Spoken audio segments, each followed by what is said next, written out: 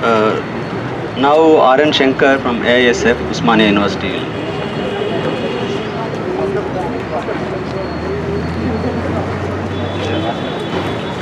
మిత్రులారా, ఈ దేశంలో ఇంతకు ప్రజాస్వామ్యం బతికా ఉందని చెప్పేసి ఇంకా అనుమానం వేస్తూ ఉంది. 29 ఏళ్ళ ఒక విద్యార్థిని, మన మధ్య ఉన్నటువంటి ఒక విద్యార్థిని, ఓ తల్లి కడుపు కోసను మన ముందే చెప్పినటువంటి అప్పారావు కళ్ళ ముందు ఉన్న ఈ పోలీసు అరెస్ట్ చేయట్లేదు, కానీ చర్య తీసుకోవట్లేదు. కేవలం ఈసీ బిల్డింగ్లో 4 చైర్లు పగలగొట్టామని, 2 గ్లాసులు పగిలామని దాడికి ప్రయత్నం చేసినటువంటి సాకులతో దాదాపు 28 మంది విద్యార్థులను అరెస్ట్ చేసి ఇమ్మీడియట్గా రిమాండ్ చేసి జైలు పంపించడం జరిగింది.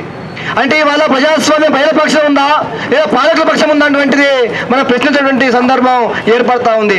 ఇవాళ కేసీఆర్ చెప్పదలుచుకున్నాం, నరేంద్ర మోడీ కూడా మేము చెప్పదలుచుకున్నాం, తెలంగాణ నేలకు, తెలంగాణ గాలికి ఒక పోరాట వారసత్వం ఉన్నది.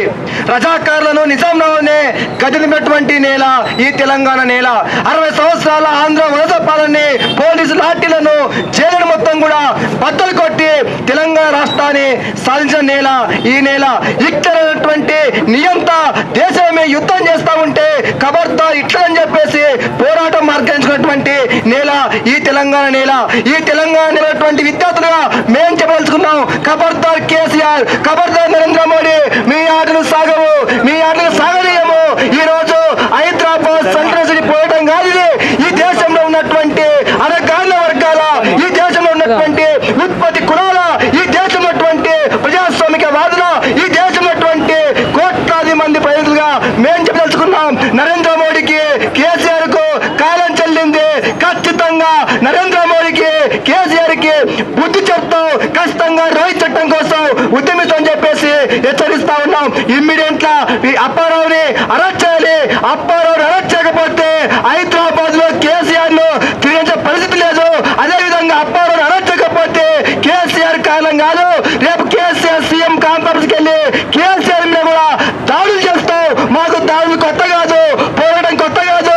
దానికోసం మా ప్రాణాలు సైతం రోహిత్ చట్టం కోసం అర్పించడానికి మేమంతా సిద్ధం ఉన్నామని చెప్పేసి దానికోసం all India students federation AISF ఎల్లవేళలా మీతో ఉంటుందని చెప్పేసి తెలియజేస్తూ దేశవ్యాప్తంగా ఇప్పటికే కన్నయ్య కుమార్ గాని, all India student council, national council అంతా కూడా we want demanding Rohith act.